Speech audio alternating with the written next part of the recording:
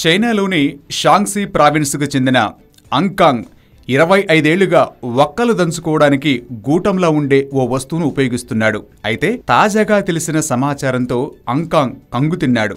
ఎందుకంటే తాను ఇన్ని రోజులు వక్కలు దంచేందుకు వాడుతున్న ఆ గూటం కాదని అది గ్రెనేడ్ అని తెలియడంతో షాక్ తిన్నాడు. 1991లో అంకాంగ్కు తన మిత్రుడొకరు ఈ గూటాన్ని బహుమతిగా ఇచ్చాడు. అప్పటి నుంచి దీంతో వక్కలు దంచుకుంటున్నాడు. అయితే ఈ మధ్య షాంగ్సీ ప్రావిన్స్కు చెందిన పోలీసులు గ్రనేడ్ల గురించి తెలియజేసే కరపత్రాలను ఇటీవల పంచారు. ఆ కరపత్రాలలో ఒకటి అంకాంగ్కు చేరింది. అందులోని సమాచారాన్ని పూర్తిగా చదివిన అంకాంగ్కు అసలు విషయం అర్థమైంది.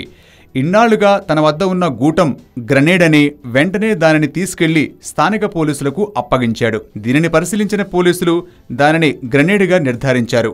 మరో ఆశ్చర్యకరమైన విషయమేంటంటే ఆ గ్రనేడ్ ఇంకా యాక్టివ్గానే ఉండటం.